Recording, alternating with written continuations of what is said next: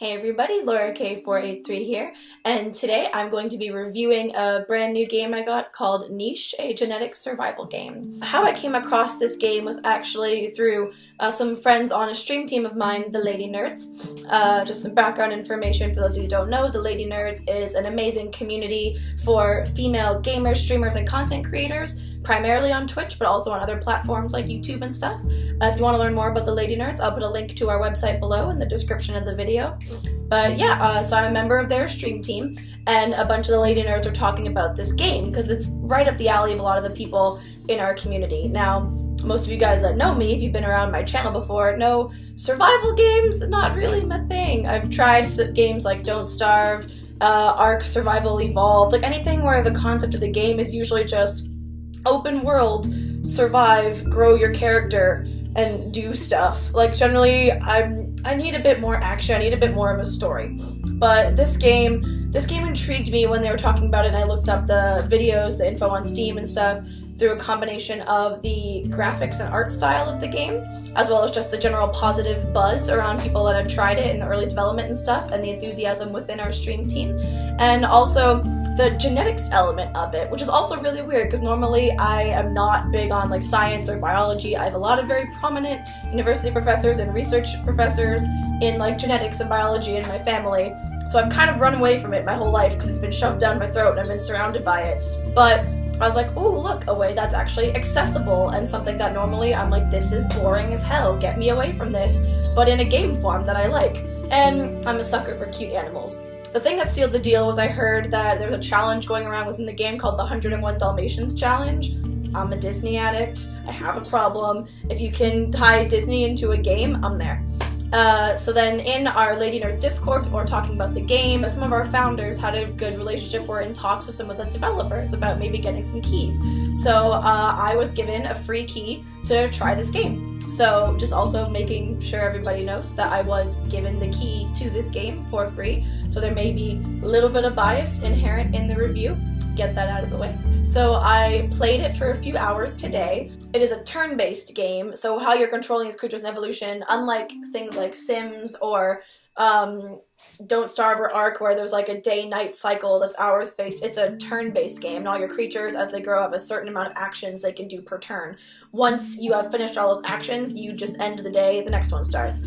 So you can also play this game at a really, really fast pace, or you can play this game really, really slow. I gotta say, overall, super positive experience. Like, genuinely shocked how much I enjoyed it, because like I said, it's really not my thing, that style of game. It's the kind of game where I can see myself quickly losing hours and going, oh my god, where did 12 hours go? Where did my entire day go? Because I went to see, oh, how long have I been playing this game? Oh my god, it's been 2 hours. The tutorial goes by really, really quickly. So basically, the way the game works is you have these little characters called nichelings, and they have a whole ton of genetic traits, which you can see down here in like a lovely little helixy type deal. And so throughout the game, you are in control of the herds of creatures. You control whether they're going to be a collector-gatherer type animal, whether they're going to be a predator type animal, that kind of thing. And through selective breeding and like controlling their genetics and like making sure you want to breed the ones with traits you like and maybe not breed the ones with traits you don't like, you control like the evolution of the species kind of thing. And like I said, as far as story goes or game goes, there's not much more to it than that. Where the fun in this game lies for me is, like I said, things like challenges, like the 101 Dalmatians challenge, things like that. Okay, but that's just me. I need a bit more of a story. I need like an objective to be working towards. If you just enjoy like playing around with these animals, exploring new islands, the sandbox mode might be for you. As far as like graphics and art style the game goes, it is super, super adorable. Like, some of these creatures look absolutely cute, cuddly, like I want them as a pet. I want my own nicheling. I would have one in a heartbeat. But at the same time, the Glory Genetics, some of them not so cute, and I can very quickly see like one of the top challenges in this game. I've seen similar challenges. Some of the girls on our team play a lot of Sims challenges, and there's challenges like breeding out the ugly, which sounds terrible, but where you make like a really unattractive Sim and see how many generations it takes to breed out some of those less desirable physical traits. And right away when I was playing, just because I had no idea how the genetics bit worked. I kind of just fumbled my way through. The tutorial was a lot more about, here's the controls of the game, now play, than like really teaching you the specifics and the ins and outs and the best, most effective ways to breed these animals. So I came up with some pretty ugly little creatures that literally have traits called things like derp snout, and I mean, looking at them you can see why. I mostly focused on how do I turn these derpy little creatures back into the cute ones that everyone else seems to have. After 2 hours, I have not succeeded. I managed to kill my entire herd by accident because I got too focused on other things and was like, oh yeah, Laura, you kind of need to feed them. That would be a basic need, right? You also see why I don't play these games very much. I'm not very good at resource management and like paying attention to so many different factors. Pros of the game, it is super easy to pick up.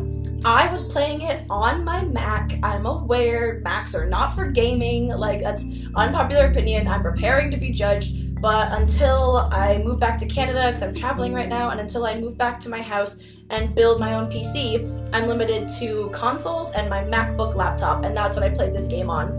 But for me, that was a huge plus. I love when any developers make it work for both, because like I said, I don't have access to a PC all the time. And the graphic style is very, very, very attractive, very intriguing, but not something super like textured or high resolution or something that would, you know, make the CPU in a MacBook or the graphics card cry. I think it's a plus that you can play it on both platforms. It's super easy to pick up, and it's very, very versatile. Like I said, you can just kind of play and like, how many of these creatures can I breed at once? You can try and make a specific challenge. You can just be about how many islands can I explore? Because of course at any given time, you can take your characters to a whole other island, and there's islands ranging from big, small, like forests, to very like watery islands and full of rivers and lakes. All sorts of landscapes for you to explore with your creatures. In 2 hours, I think I've gotten to 4 or 5 islands.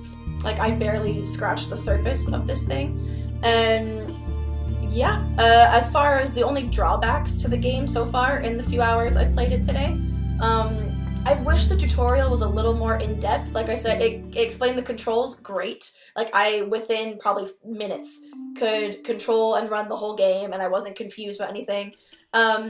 And like the just basic gameplay, but I didn't realize until looking up another YouTuber's video with some challenge ideas, oh, I've been passing on the wrong traits, because the bit that I thought was just selecting like a gene mutation for them is what you're actually making the most likely trait to be passed on and stuff like that. So I wish the genetics end, because especially that's a very unique part of this game. A lot of games that are about like survival and just playing with life, like Sims and stuff, don't have this much control. The focus isn't on the genetics and the very specific traits you can unlock and pass on and stuff. And I would have liked a bit more explanation of that, because I definitely made many, many mistakes before I realized what I was actually doing wrong and how to start actually controlling the evolution of these creatures. And the music was a tad repetitive. I'm very big on like sound design in video games, and the music, it's not bad. It's very chill, very soothing, but it does get very, very repetitive. Like, I can see this is a kind of game where I would have sound muted and I'd have my iTunes playing in the background, because it got very old very fast. But other than that, like, again, there's not much to this game. It's incredibly simple, but there's so much you can do with it, and I think that's a really interesting like juxtaposition, and that's one of its strongest suits, because it's literally just, here's animals on an island, breed them to see what happens and learn how to like use the island's resources to keep them alive. But within that, there's so many variations you can do. Like I said, there's challenges like the 101 Dalmatians challenge, which is try and have 101 spotted creatures alive at one time, which is really freaking hard. I struggled having 8 alive, so I don't know how I'm gonna get there. There's people making adaptations of their favorite book series in a challenge. Like, I saw the Warrior Cats challenge based on a book series about sentient cats.